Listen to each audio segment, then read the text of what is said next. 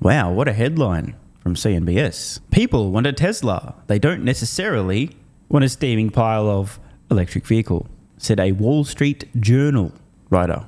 Wow. Tesla stock has taken a hit so far this year, down 27%. There's been a series of issues from stock analysts, stock downgrades, a dip of shipments in China, and the latest, an arson attack on Tesla's plant in Berlin. Joining us now is Tim Higgins, a Wall Street Journal reporter and a CNBC contributor. And Tim, it's good to see you. It's not like we hear great things about the entire EV market every day either, Tim. Yeah, absolutely. It's a tough place to be playing, but for Tesla, it's all they're playing with, right? And the underlying story for Tesla has been about incredible rapid growth over the last few years. And now Elon and team are suggesting that's going to be much slower this year. And all of these signs in the last few weeks and months are really kind of making it even more worrisome just how slow that growth is going to be. One of the remarkable things about Tesla is if you look over the last 3 years, for example, the first quarter has shown growth that's been better than the fourth quarter, which is really rather remarkable if you think about it, because who wants to go buy a new car in winter and kick the tires, right? But that is just This is actually fairly true. The automotive market is super cyclical. Typically, Q1 lags the rest of the year. But a couple of things at play. One, Tesla makes electric vehicles. Compelling, well-priced electric vehicles. Products that consumers historically have been willing to wait 6, 12 plus months to take delivery of. And in all of the last handful of Q1s, they were also currently ramping up a new factory or expanding an existing facility. So it makes sense, despite the Q1 headwinds, they were still able to see massive increases in unit volume. Q1 2024 is a little bit different. With a few weeks left, I'm confident enough in this prediction that it's probably not going to quite look like Q1 23, 22 or 21. Why? No new current factories massively ramping or expanding, plus usual Q1 headwinds. That said, I'm much more interested in Q1 2034 than 24. Kind of underscores how much growth there's been there. And now there's real concern that maybe this quarter won't be as good as last quarter. And that's worrisome to some people. Do you think eventually that some of the mandates that we've had from the Biden administration, do they get pushed back? And does that matter to Tesla? Is Tesla dependent? I hope they get fucked the fuck off and disappear. They're unnecessary. As I've said, electric vehicles are a commercial inevitability. You do not need to force companies to make them because either they make them or they go out of business. There was a point in time where incentives actually made a difference, about 15 years ago. But now it's a matter of make compelling electric vehicles that consumers want for reasonable prices, or you will not be selling vehicles. These mandates really are just smoke and mirrors. Totally unnecessary, a waste of money, and completely zero impact. Dependent on I mean, I know that certainly subsidies help, but on the mandates to get to a certain place by 2030, if that gets pushed back, would that hurt Tesla?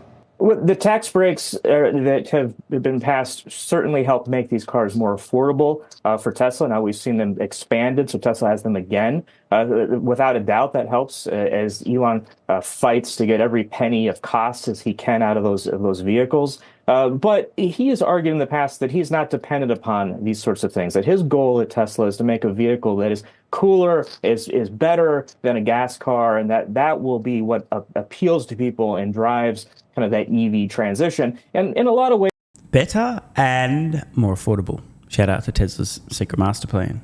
Nearly 20 years old now. Start at the high end, low volume, drive costs down, eventually reach extremely high volume and extremely low cost. We're going to see this play out in a way that surprises many analysts throughout this decade who are still puzzlingly, a lot of folks out there who have Tesla with average selling prices close to $50,000 at the end of this decade. Boy, do I have news for them. Ways that has been true for Tesla. It's the other competitors who really seem to be struggling to make an offering that can compete with Tesla. People want a Tesla, maybe they don't necessarily want an EV. The dude just spat some facts. It's funny, isn't it? Because the narrative we heard for about a decade straight was the competition's coming for Tesla. It turns out over the past decade or so, the competition has been coming, but not for Tesla. Instead, all over themselves, embarrassingly fast, and then apologising and saying, I'm sorry, that never happened. So, it's pretty remarkable now to hear this actually being said out loud by a guy who writes in the mainstream media on a mainstream finance network. It's true, it's nice to hear it acknowledged. As I've said many times, Tesla does not exist in a vacuum. I think people who don't have the ability or the desire to think particularly deeply about first order, then second order, then third order consequences and so on, see Tesla cutting prices to keep selling through volume, with unprecedented interest rate hikes having a massive impact, the automotive market itself being super cyclical, and think, oh no, it's the end of the world, low margins forever. Failing to understand that a result of this is other companies who want to sell electric vehicles on Earth, the same planet in which Tesla's got extremely well-priced, extremely compelling electric vehicles, and still, if they needed to, could continue to push prices even lower and still make money on those vehicles. The consequences for those companies is they need to follow Tesla on prices, or they won't sell any vehicles. But if they don't follow Tesla, they won't sell the vehicles. And we're seeing this actually at the moment. Companies like Ford and GM slowing down EV production. The alternative, if they do cut prices, which is kind of necessary to sell the vehicles to eventually reach high enough volume to hopefully, I know hope's not a strategy, but it's all they've got and not much, hopefully start making a profit on these vehicles eventually when they reach sufficient scale, but drive their costs down enough. So these companies are really stuck between a rock and a hard place because they need to get to high volume in order to get their costs down. But at the moment, we're seeing them slow down. Why? Well, they've probably realized that they just can't sustain catastrophic losses trying to compete with Tesla in the same marketplace called Earth as Tesla, trying to compete with Tesla just so they can get to volume because they'll probably go bankrupt in the process. But if they don't get to volume, well, spoiler alert, they also go bankrupt. So in short, they're super, super fucked. And Tim's really starting to acknowledge this, although not necessarily directly, but he's right. People don't want to buy overpriced pieces of shit when they can instead buy a Tesla. This is a big problem for companies that can only produce overpriced pieces of shit. Does the general malaise in it's been pretty staggering to watch how quickly things can change with the whole perception of EVs, but the infrastructure build out, that's going to happen no matter what. I mean, if people sour a little bit, the demand is not there for EVs, they're still going to build the charging stations, right? Right. We've seen kind of huge investments by the automakers other than Tesla, and they're kind of pulling back some of the speed of that. But we're also seeing the investment go into chargers. The charging network, it perhaps is one of the most important thing to kind of pushing forward that adoption. When you talk to consumers like I do, you hear that concern about, hey, where am I going to charge this thing on my road trip to see grandma? Even though for most people, charging at home is probably the best route. Not everybody, lives at a place where they can charge. So this is kind of one of the big kind of chicken or egg issues that we see out there. You probably saw Andrew's DealBook interview where I don't think Elon really worries about about what people think of him. Certainly. No shit, Sherlock. I think it's important to take a pause here. As I posted in early 2023, the most dangerous human trait is the need to be approved of by others. The reason I mention this is because most people have this trait in spades, and it can cause well-meaning people to do terrible things. I'm sure I could rattle off a bunch of examples, but I won't. But I genuinely believe this. There isn't a single human trait, and I'm not talking about anomalous things. I'm talking about a trait that's common, that is more dangerous. Now, that doesn't mean it manifests in a dangerous way in every single person. But as I said, it can certainly cause somebody who means well, who believes they're doing the right thing, to do horrendous things. Shout out to witch burning, Inquisition. I could keep going. Use your imagination. Remember the insanity during the scamdemic? Yeah? Great. And it's important, ladies and gentlemen. The operative word in this post is the need. I did not say the desire. The need. Because people who need the approval of others will do whatever they believe is necessary to gain that approval. Oh, Elon bad? Oh, well, I need approval. So what do I need to do to gain the approval? How can I denounce Elon bad so you approve of me? Because I need your approval.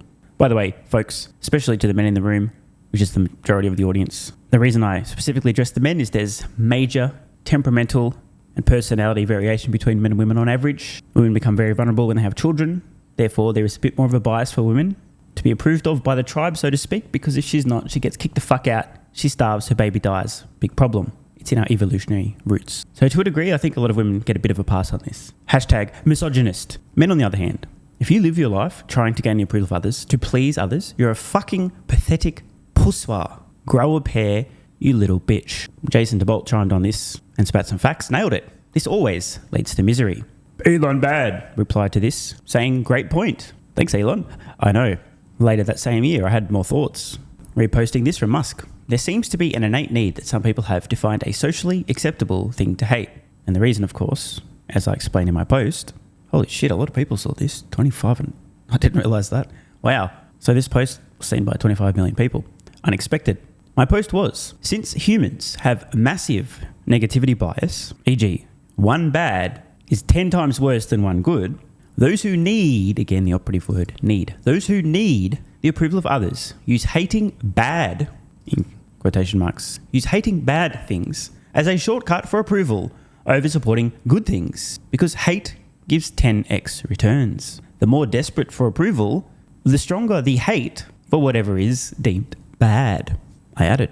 I've also noticed the most active and intense haters seem to have extremely low self-esteem and major challenges with emotional regulation. Musk on this also chimed in. Sounds about right. Now, the reason for this important detour, keyword there is important, is it really does matter. I think a lot of people don't really think about this stuff. But again, back to my previous post. The most dangerous human trait is the need to be approved of by others. And I'm on the record. I harshly judge everybody I see. Actually, specifically men. Again, please cancel me, bro. Facts are the facts. Evolutionary reasons. You have to deal with it. If I see men seeking approval, I vomit a little. I think, what a fucking pathetic pussy. Ugh, get away from me, you gigantic vagina. Harsh, but true.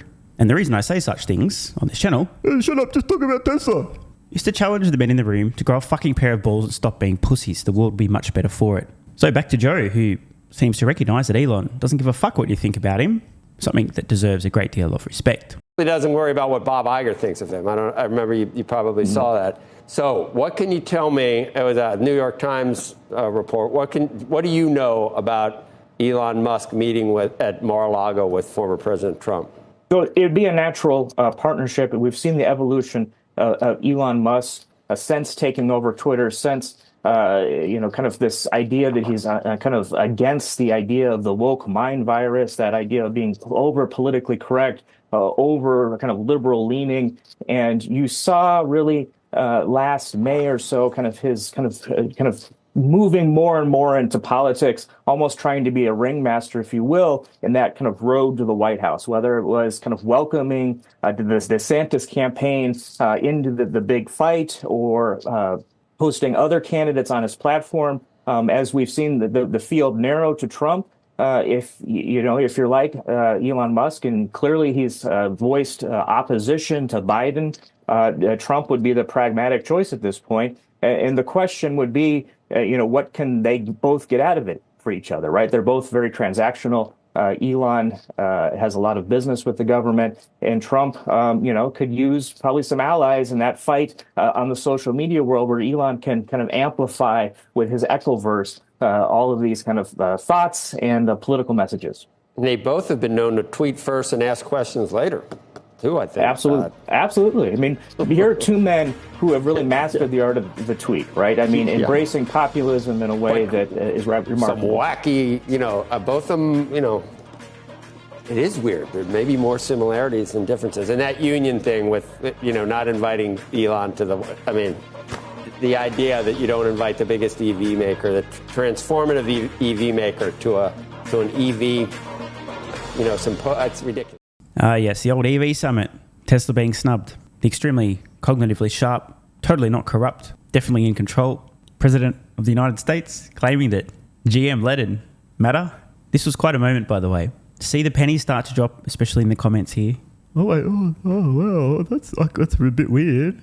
Over time, as Musk and Tesla in particular are treated super unfairly by almost exclusively one half of the political spectrum in the United States, a lot of people are starting to realize how unfair, how unreasonable, and how corrupt many in politics truly are.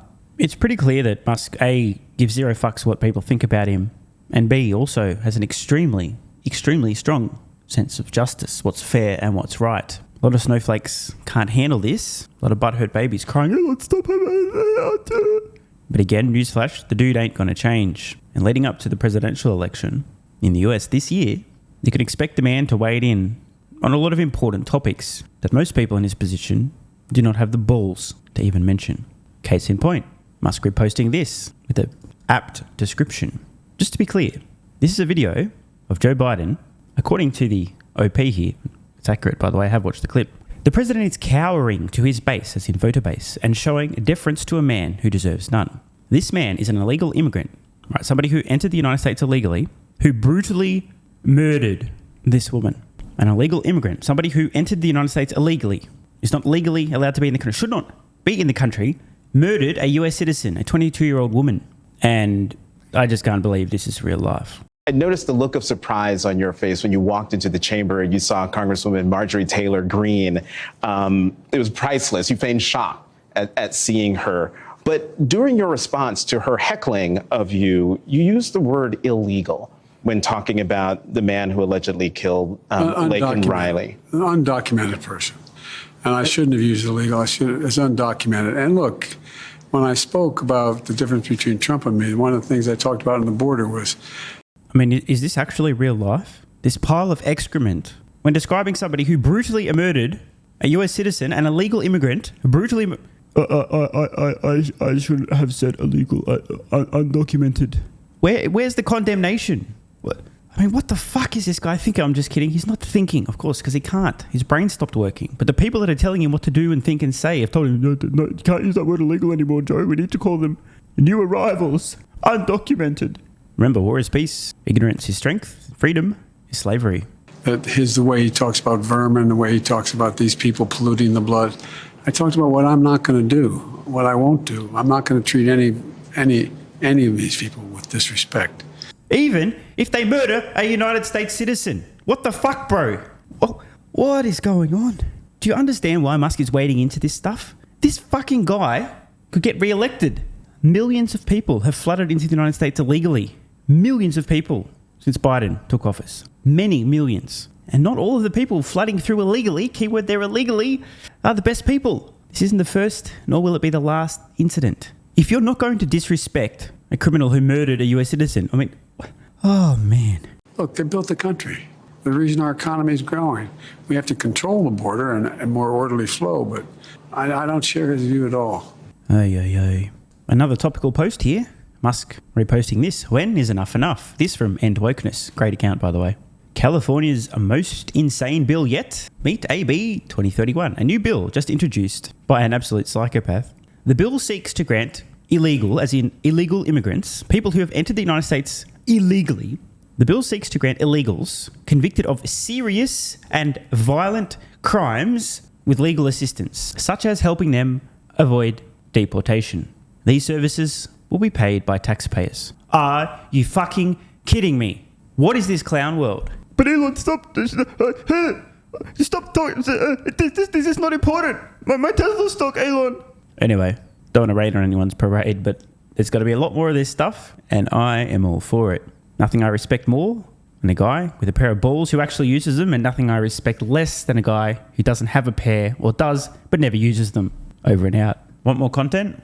Early access? Bunch of perks? Click the links in the pinned comment. AG1 has given me a massive, meaningful boost in energy, allowing me to do a lot more every day, including using my brain more and using my body more. I highly recommend you guys and girls check it out. It's an excellent way to fill in nutritional gaps. It's got 75 high-quality vitamins, minerals, and whole food source nutrients, plus prebiotics and probiotics and digestive enzymes and adaptogens to help you deal with stress. Plus, if you click the link in the pinned comment or head to drinkag1.com/SMR, you can get yourself a 1-year free supply of vitamin D3 and K2. But don't take my word for it. Here's what some of you guys and girls have to say. AG1 has changed my life. I was, as you described, treating myself like a circus, ate like trash, rarely exercised, used alcohol as a stress crutch, cannabis also. AG1 is what gave me the kick in the ass, got me back to the gym, motivated me to do more for myself, family, my business, etc. Keep doing what you do. Now, I know there's some skeptics, the same kind of people who think Elon Musk is a fraud, reading this going, what do you thought? There's no way that's possible, bro. It must be a placebo effect. Believe it or not, this is a recurring theme. If you give your body everything it needs to feel and perform its best, including having a lot more energy, you'll need ways to use that energy. For me personally, that includes more exercise, moving my body more social activity, and more cognitively demanding tasks, including producing a fuck ton of exclusive content over on Twitter and on Patreon, plus my daily YouTube uploads. The proof's in the pudding. On to another testimonial from a viewer of this channel. SMR, you asked me to provide feedback on AG1. Here it is. It has helped with mental acuity, stamina, and intestinal waste management. Can't read between the lines. Certainly helps with regularity and digestion. That's what the digestive enzymes are for. It has also dramatically reduced my cravings for sugar. You guys need to stop eating sugar. It's fucking poison. I'm 50, 5'9", and overweight, aka a fat motherfucker. I think that's a technical term for overweight, isn't it? Is it fat motherfucker or obese? I can't remember. I average 100 hours a week in the West Texas oil fields as a safety supervisor. Jesus Christ, dude. No wonder you're struggling to keep your weight under control. 100 hours a week. Brutal. It has helped me lose weight.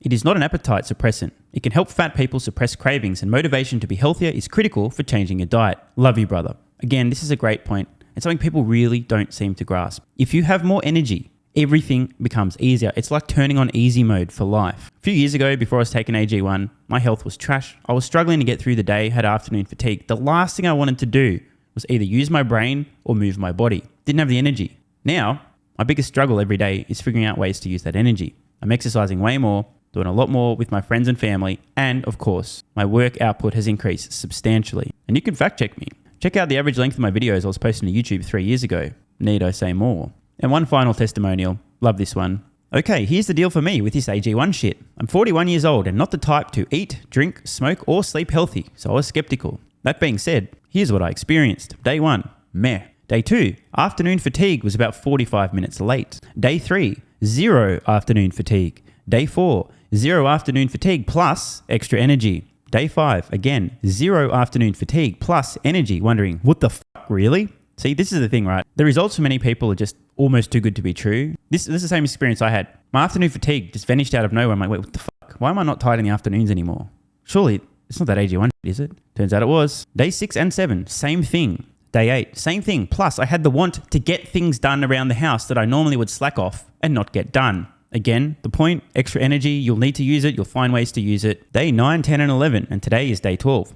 I fucking love it. So however you managed to get me to buy it, I'm so glad you did. Thank you so much, SMR. It really changed me so far. Guys, this shit really works. Just try it. By the way, this is the reason I continue to relentlessly promote AG1. A lot of people get real fucking mad in the comments. Oh my God, Snake Oil Salmon's sold out. Oh my God, he's a scammer. This is fraud. But constantly, I'm pretty sure everyone making these comments is also currently short Tesla stock. I'm not particularly concerned about people having a negative perception, those folks suffering from small brain syndrome, still living in my bum's basement syndrome, etc., writing mean comments, claiming AG1's a scam or it doesn't work. I mean, bro, when I get feedback like this is what keeps me going. Just try this stuff for a month, and if you don't get these results, get your money back. See, it's a literal no-brainer. It's an IQ test at this point in time. Testimonial after testimonial after testimonial like this. Get your money back if it doesn't work. Just try it for a month, and if it doesn't work, get your money back. Today's the day. It's finally time. Be like this guy who was a massive skeptic, but finally, after 1,000 promotions in a row, caved in, tried AG1, and has results like this. Head to drinkag1.com/SMR or click the link at the pinned comment, and please, let me know how you're feeling in a few weeks' time. Now, if you'll excuse me, time to put my extra energy to good use. I'll be recording some more exclusive content for Patreon and my Twitter subscribers. So click the links at the pinned comment. See you over on Twitter and or Patreon, and don't forget to grab your AG1. Love ya.